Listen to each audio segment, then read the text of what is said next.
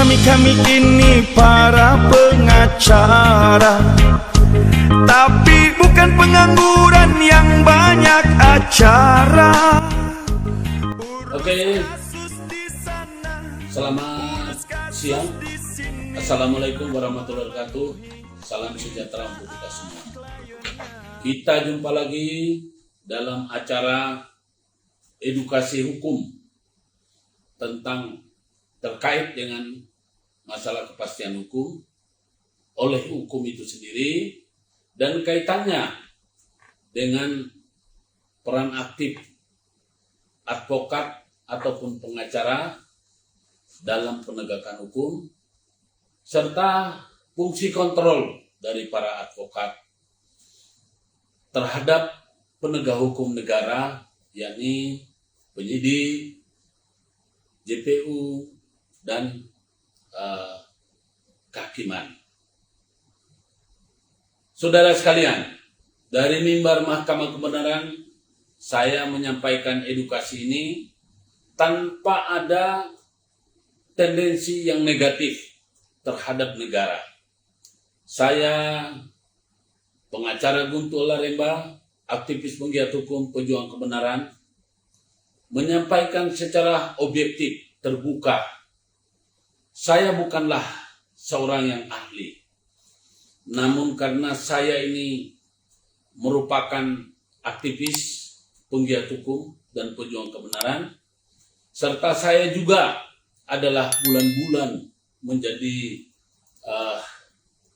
objek kriminalisasi. Nah, karena itu saya jadi punya pengalaman bagaimana menjadi terdakwa.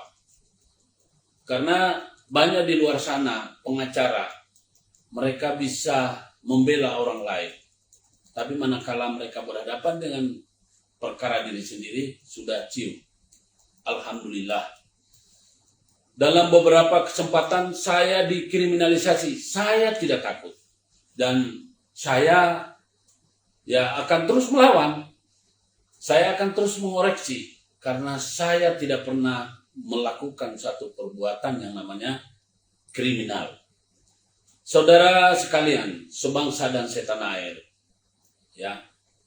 pengikut setia daripada pengacara Guntur Laremba, inilah saatnya kita belajar memahami itu hukum sendiri, bahwa karena pidana ini yang paling banyak,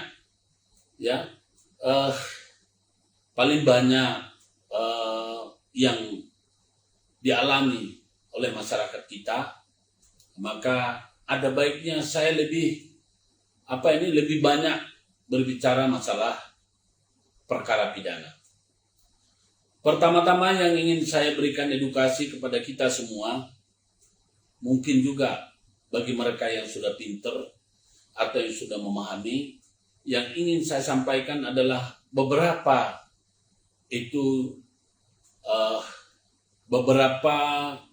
model atau beberapa metode yang namanya hukum itu sendiri. Kita mengenal banyak hukum, tapi sebetulnya yang paling penting kita perlu tahu adalah dua. Satu, perdata, hukum perdata. Perdata itu adalah menyangkut kebendaan, menyangkut barang yang kita miliki atau harta benda maupun hubungan keluarga. Kalau dibilang perdata perkawinan atau hubungan keluarga, itu adalah perdata keluarga. Sedangkan perdata yang dibilang perdata tentang harta benda, perdata umum. Saya sebetulnya masih banyak yang bisa saya sampaikan terkait dengan hubungan perdata. Tetapi ingat bahwa perdata itu adalah menyangkut kebendaan. Perdata bisa dibawa ke pidana. Sedangkan pidana, adalah merupakan suatu kejahatan. Adalah merupakan suatu pelanggaran undang-undang maupun kelalaian. Jadi kalau kita bicara masalah pidana, ada namanya pidana terkait kejahatan. Ada yang umum, ada yang khusus, namanya pidana umum atau pidana khusus. Saya tidak akan terlalu luas ke sana supaya rekan-rekan tidak bingung. Saya bicara masalah pidana yang namanya kejahatan. Yang namanya pelanggaran. Pelanggaran itu adalah merupakan ketentuan yang dilarang oleh undang-undang, tapi kita lakukan. Misalnya, obat-obatan, ada namanya penyalahgunaan obat-obatan. Seperti narkotika atau narkoba, itu adalah merupakan satu pelanggaran undang-undang. Demikian juga korupsi. Ya, korupsi bisa dibilang kejahatan. Tapi ada undang-undang yang mengatur. Sedangkan kalau kejahatan kepada manusia adalah merupakan hubungan apa ini? Hubungan privat, hubungan pidana yang bisa dibilang pidana kejahatan terhadap manusia, kejahatan terhadap orang lain, kejahatan yang dibilang kejahatan kepada kejahatannya sifatnya pidana biasa atau delik aduan, itu adalah merupakan suatu pidana yang dilakukan terhadap orang lain yang pada proses hukumnya itu harus ada pengadu. Jadi seseorang yang merasa dirugikan, dia akan melakukan pengaduan. Itulah namanya delik aduan. Sedangkan kalau kita bicara khusus atau pidana delik umum, itu adalah merupakan pidana yang tidak perlu ada pelapornya. Ya, ketika seseorang melakukan suatu perbuatan pidana, nah disitulah ada namanya kejahatan dan pelanggaran undang-undang. Salah satu contoh perbankan, ketika nasabah merasa dirugikan oleh pemilik bank, maka dia bisa melapor, ya, kalau pidananya adalah pidana perbankan. Nah, itu deliknya adalah delik umum. Tanpa terhadap perbankan itu mestinya itu tidak selalu harus ada pelapornya, ya. Pelapor ini adalah hanya sekedar informasi. Tapi yang paling penting itu adalah ada perbuatan pelanggaran undang-undang perbankan. Begitu juga migas, ya. Begitu juga korupsi. Bukan orang yang ditipu, bukan orang yang harus melapor, tapi ada kejadian kalau pidana korupsi maka dia melanggar, ya, tentang undang-undang korupsi, namanya PIDKOR, pidana korupsi. Itu tidak perlu harus ada pelapor. Aparat penegak hukum boleh memproses meskipun tidak ada pelaporan. Nah, saudara, dalam hal ini saya ingin berbicara, ya, masalah pidana yang ada pengadu sama pidana yang tidak ada pengadunya. Ya, pidana yang ada pengadunya yang disebut adalah delik aduan, ya. Sedangkan pidana yang namanya pidana delik biasa atau delik umum tidak perlu ada pengadu. Di sini terhadap perkara ini, ya, pengacara hadir, ya. Kalau di dalam delik aduan, pengacara itu ada dua peran yang bisa dilakukan di sana. Peran pertama adalah mendampingi korban untuk melakukan laporan. Nah, itu fungsinya sebagai penasehat hukum. Ya, nanti ketika sudah diproses perkaranya itu oleh kepolisian, maka tongkat estafet akan diterima polisi, lalu dilanjutkan ke jaksa. Jaksa kedudukannya sebagai pengacara negara, membela korban. Itu hierarkinya, itu hakikatnya. Jadi dalam hal ini, jaksa itu berperan untuk mewakili negara. Karena negara sesuai dengan Undang-Undang Dasar 45 melindungi hak-hak seluruh warga negara Indonesia. Nah, ketika ada manusia lain yang melakukan kejahatan atau pelanggaran terhadap hak-hak daripada orang, maka yang akan memproses adalah jaksa. Ya. dia menjadi satu paket dengan korban. Nah, pengacara kebetulan di Indonesia tidak menganut seperti di luar negeri. Ketika seseorang korban sudah masuk di pengadilan, maka pengacara tugasnya diambil alih oleh pengacara negara, yakni JPU. Itu sebagai pengacara dalam hal ini menjadi posisinya ada pada korban. Kemudian pengacara yang posisinya ada pada pelaku. Jadi seorang terlapor dalam pidana delik aduan atau seorang terdakwa, ya, dalam posisi dia adalah merupakan pelaku daripada kejahatan, ya, itu kepentingannya bisa didampingi oleh pengacara, advokat.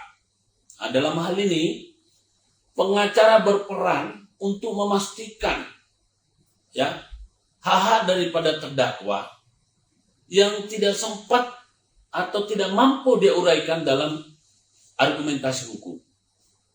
Kita tahu hakim itu harus netral. Tapi karena hakim ini dia adalah merupakan bagian daripada yudikatif, ya, penegak hukum, maka mereka cenderung berpihak kepada korban. Berpihak bukan kepada korban sebetulnya, kepada JPU. Menjadi satu paket antara hakim, JPU, dan penyidik.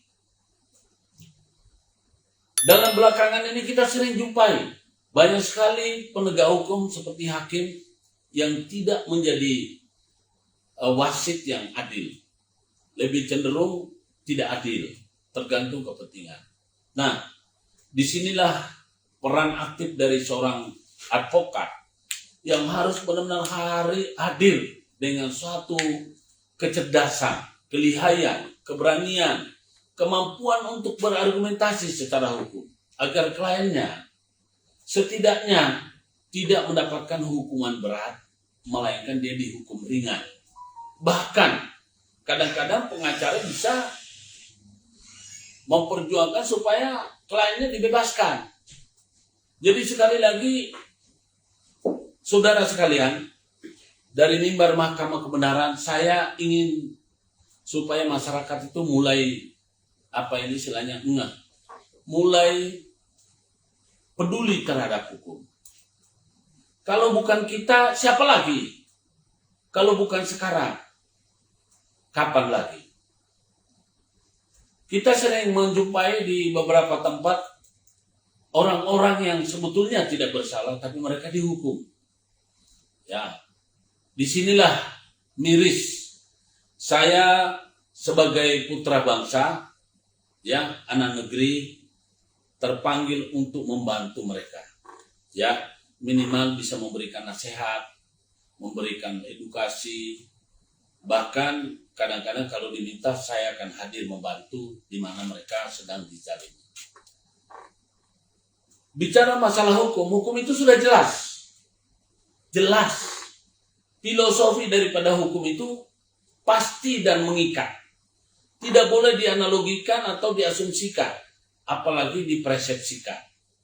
Tetapi kadang-kadang penegak hukum kita ini kalau dia punya kepentingan, sudah ngawur.